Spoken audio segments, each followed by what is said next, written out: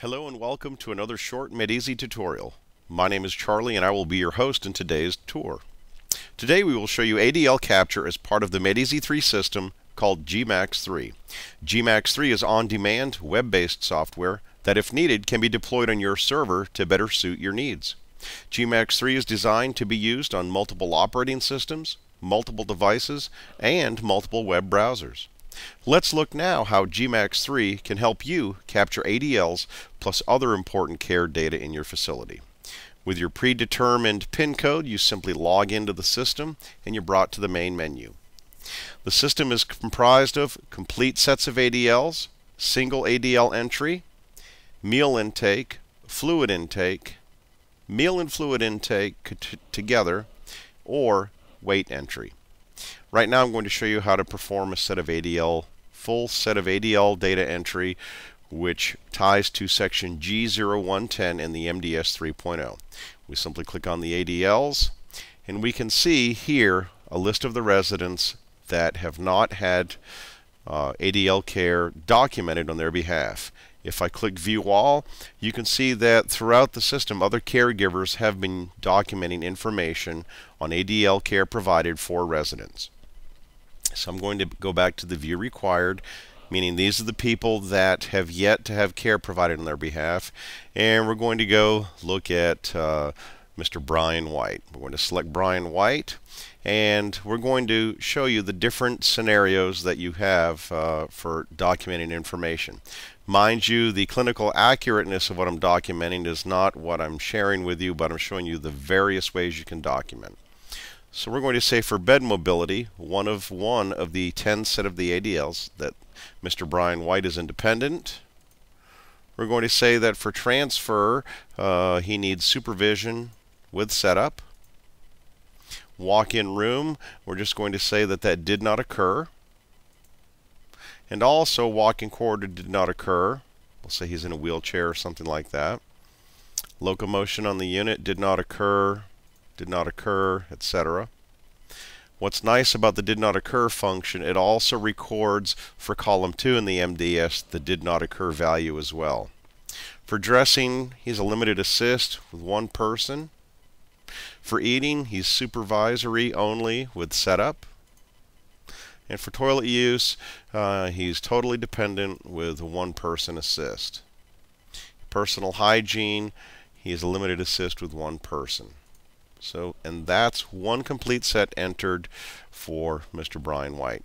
You can see that the next time, now let's say if you log off and then you come back into the system, you'll see that, oh yes, based on what I've done last, there's the last person I had documented information on.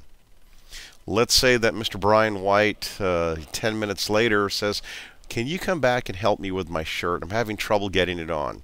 You can simply do one ADL, and that is, in this case, dressing. And you can simply document, you have to go to View Required because he's already had ADLs entered on his behalf. I'm sorry, you need to go to View All, and then we choose Mr. Brian White, and we document that we gave him supervisory setup help with himself getting a shirt on.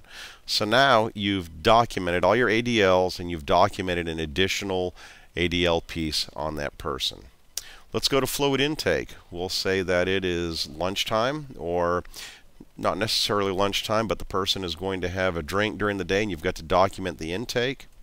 We'll select the person again, enter the CCs that were taken in, click Submit, and you've simply entered fluid intake on the resident that quickly. Meal intake is kind of the same process. Click on the resident, enter the percentage that the person took in. We'll say this is for lunch. Touch Submit. And based on criteria set in the facility, we realize, oh, this percentage that we entered in was below the threshold of the facility's policy, so we have to identify if a substitute meal was offered. If yes, enter a substitute meal percentage intake and touch Submit. If no, just simply touch Submit. So Mr. White had 45% on his meal intake percentage. It was below the threshold the facility set and configured in the system. So we offered a substitute meal, and he did eat 30% of the substitute meal. We've now documented that. Just very quickly to show you, if you're in the dining room during a dining moment and you want to document both fluid and meal intake, and I'll show you with Mr. Brian White again, you can enter both on the same screen. I'm going to click cancel here to get out of that because that's not what I want to do at this time. But you also have the ability to do weight entry. So we're going to enter a weight for Mr. Brian White. We'll say he is 225 pounds. We'll hit submit. And part of the logic inside the system looks at the previous weight entry and cues the user, just in case somebody has entered something too quickly or by mistake, to say, hey, that weight is different than the last time this person was weighed. Is that correct? Because what we're trying to use the system for is the ability to capture these weights so that we can look at people with potential significant weight changes. I'm going to say OK and submit this and continue to move on. One of the options that you have, and I'll go back to weights here as a good example, if you were inside entering weights and you entered the weight information, and instead of clicking submit, if you clicked and submit next, it allows you to stay right within the weight entry category to do the next weight entry for that person. So if you're a facility that has weight days, it allows you to very quickly, throughout various areas in the facility, to enter weight information.